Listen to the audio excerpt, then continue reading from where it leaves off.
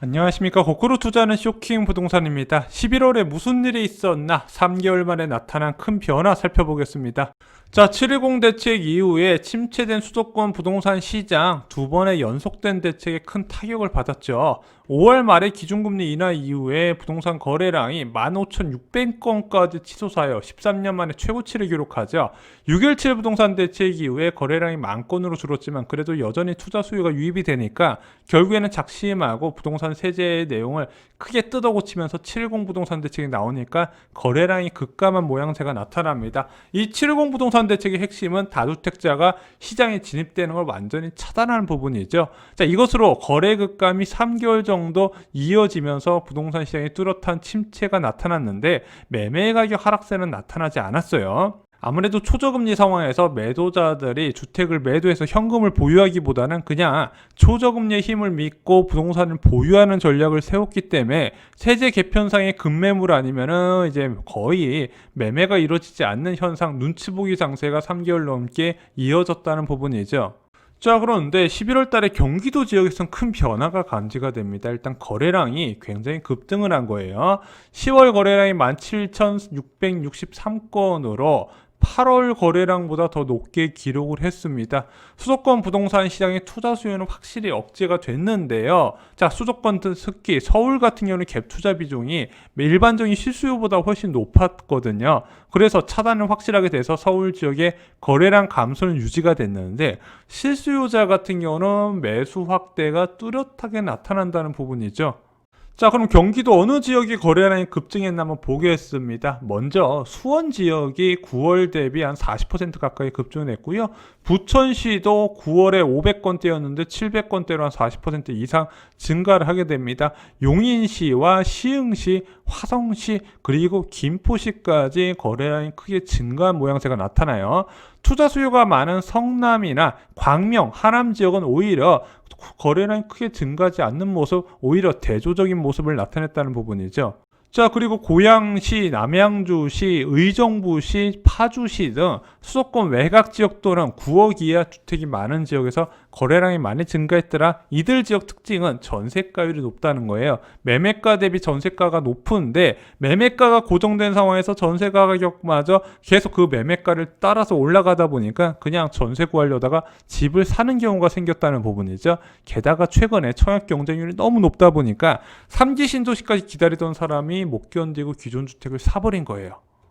자, 치솟는 전세시장 불안에 정부가 대책을 발표했습니다. 그 정부 대책이 좀 늦긴 늦었는데 결국에는 마땅한 카드가 없었다는 게 그 이유였더라. 그래서 나온 카드가 뭔가 봤더니 공공임대 확대 정책을 카드로 사용한 거예요. 그래서 정부가 보유한 임대주택이 대부분 월세 방식인데 그것을 6년간의 한 해가 단기간에 걸쳐서 전세 방식으로 공급을 하겠다. 정부의 생각은 이거예요. 지금 주택시장 불안이 계속되는 이유가 결국에는 수도권에 신규 택지가 없어서 부분인데 자, 그럼 문재인 정부 들어서 40만 원 넘는 신규 택지를 서울 인근에 지정을 했으니까 이것이 입주하면은 전세난이 해소될 거 아니냐. 그때까지 임대주택으로 좀 버텨보자 이런 얘기인데 대부분 임대주택이 소형, 초소형 면적의 아파트거나 아니면은 빌라 등의 공급 대책이었기 때문에 현재 아파트 전세난에는 한계로 지적된 거예요. 그래서 저는 그냥 주택 월세 소득에 대한 과세 강화 방안 이런 것도 좀 나올 줄 알았는데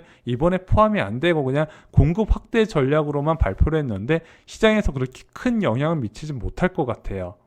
또한 비규제 지역의 투자 쏠림으로 조정 대상 지역을 추가로 지정을 했습니다. 분명히 규제 지역에서 기존 주택이 있는 사람이 추가로 주택 사는 거는 확실하게 차단을 했는데 자, 그러면은 당연히 비규제 지역에 투자가 쏠리겠죠. 그러면서 6.17 부동산 대책에서 규제 지역에 포함이 안 됐던 김포 지역과 파주 지역의 가격 급등세가 나타났고 부산 지역도 심상치 않은 흐름이 나타나니까 이번에 규제 지역으로 지정을 했습니다.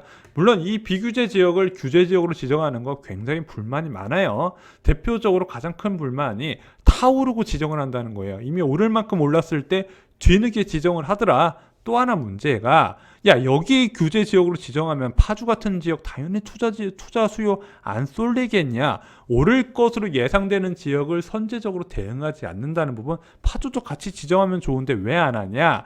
현재 주택법 시행령 제25조의 2를 보면은요. 자, 이 규제 지역 지정하는 기준이 있거든요. 그 기준에 보면 좀 한계가 있어요. 미래 오를 것으로 예상되는 지역을 선제적으로 대응하는 게 법규상 막혀 있고요. 또한 현재 한국감정원 통계가 주택 가격이 상승할 때 좀 늦게 반영한다 많이 말씀드렸잖아요.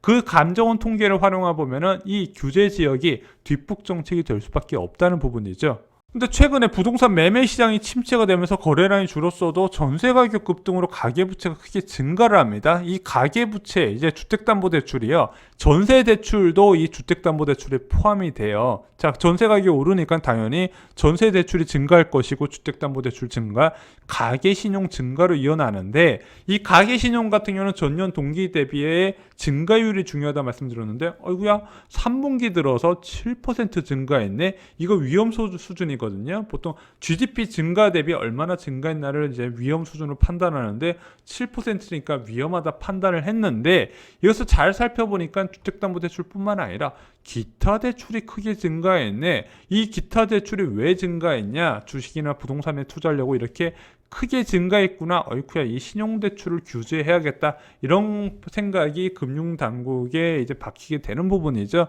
게다가 이런 식으로 가계 신용이 크게 증가하면은요.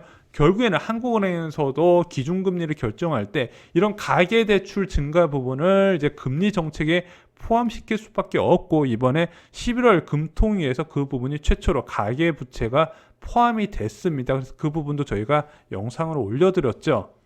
자, 결국엔 이것이 신용대출 규제안으로 이어지게 됐고요. 그 신용대출 규제안이 11월 30일부터 본격적으로 시행이 됩니다. 영상 올린 시점 보면 어제부터 적용이 된 거예요. 자, 이 신용대출 규제안 크게 두 가지로 보시면 됩니다. 1억 초과하는 신용대출을 갖고 있는 사람이 주택을 사는 것을 막는데요. 만약에 사면은 신용대출을 회수해버린답니다.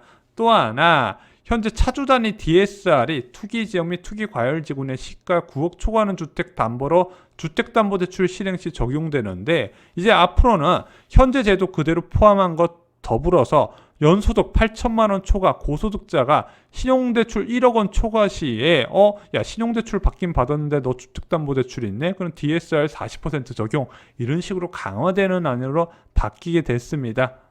자, 11월 중순에 발표된 신용대출 규제안 그리고 실행은 11월 30일부터 진행되다 보니까 그 사이에 신용대출 신청 건수하고 마이너스 통장 신청 건수가 급증을 했다. 언론을 통해서 말씀을 드렸던 부분입니다. 이게 본격적으로 이제 자리를 잡으면요. 아마 내년부터 초고가 아파트 투자가 좀 많이 감소할 거다. 이 부분 말씀을 드렸죠. 자, 그런데 초고가 아파트는요 11월 말부터 좀 심상치 않은 조짐이 나타나요. 2020년에 매도해야 하는 절세 매물이 소화가 돼버렸습니다. 11월 말, 10월 말과 11월 초에 급매물이 좀 많이 있었는데 나는 이 양도세 절감 혜택을 받기 위해서 올해 팔아야 돼. 그런 매물이 시중에 급매물이 많았고 특히 재건축 아파트에 많았었거든요. 그것이 어느 정도 소화가 되고 나니까 바로 호가가 올라가기 시작을 했다는 겁니다. 11월 마지막 주에 잠실주공 5단지, 음마아파트, 반포주공 1단지, 3주고가 호가가 동시에 올라갔다는 부분인데 이런 재건축 아파트가 동시에 호가가 올라간다는 부분은 대표적인 가격 상승 신호라고 말씀드렸습니다. 자, 지금 보면은 뭐 많이 안 떨어졌어요. 한 10% 조금 넘게 하락을 했는데 자, 그것이 다시 상승 구간에 직면하는 게 아닌가 이런 좀 걱정이 되는 부분입니다. 자, 그래서 11월 부동산 시장 상황을 정리하면은요, 전세가 상승으로 인한 경기도 중저가 아파트 지역으로 매수세 확대 그리고 가격 상승이 나타나고 있고요. 서울 지역의 노원구나 구로구, 강북구 같은 중저가 아파트 밀집 지역에서도 이런 흐름이 지금 동반적으로 나타나고 있습니다.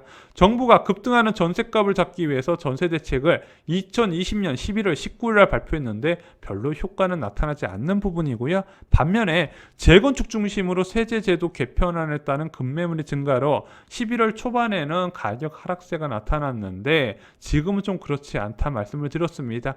비규제 지역의 실수요와 투자 수요 유입으로 가격 급등세가 나타나자 조정 대상 지역을 추가를 했는데 이것도 좀 뒷북 정책이라는 부분이 말이 많고 여전히 그 지정되지 않은 지역에 풍선 효과가 나타나고 있다 말씀을 드렸습니다.